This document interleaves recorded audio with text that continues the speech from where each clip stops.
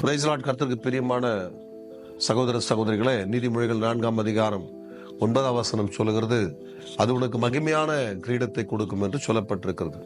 ஆண்டவர் சொல்றாரு, உனக்கு மகிமையான கிரீடத்தை கொடுப்பேன்னு சொல்றாரு. இன்னைக்கு இந்த உலகத்துல நம்ம அநேக சகோதர சகோதரிகள் கிறிஸ்துக்குள்ள இருந்தாலும் தேவ மகிமையற்றவர்களாக காணப்படுகிறார்கள்.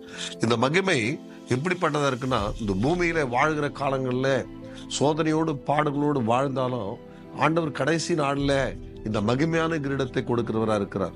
அந்த மகிமை பெறும் பொழுது இந்த உலகத்துல நாம் பட்ட பாடுகள், உபத்திரவங்கள், பிரயாசங்கள், போராட்டங்கள் எல்லாம் நம்ம விட்டு ஒழிந்து தேவனுடைய மகிமை மட்டும் நம்மோடு கூட இருக்கும். இந்த மகிமையை பின்பற்றுவதுதான் ஒவ்வொரு கர்த்தருடைய பிள்ளைகளுடைய வேலைகளாக இருக்கிறது. அதுதான் அவங்களுக்கு ஆண்டவருக்கு நம்ம செய்ய வேண்டிய ஒரு காரியம். எப்படியாவது நான் மகிமை அடைய வேண்டும் என்ற அந்த கிரீடத்தை பெற வேண்டும் என்ற வாஞ்சை இருக்கணும். ஓட்டப்பந்தயத்திற்கு அநேக குதிரைகளை ஓட விடுகிறதை பார்க்கிறோம். ஆனால் அதுல ஒரே ஒரு குதிரை தான் அதுல ஜெயிக்கிறத நம்ம பார்க்கிறோம். அப்ப இதுல இருந்து என்ன காரியம்னா, அந்த சரியான வழியை பின்பற்றினாதான் ஜெயிக்க முடியும்.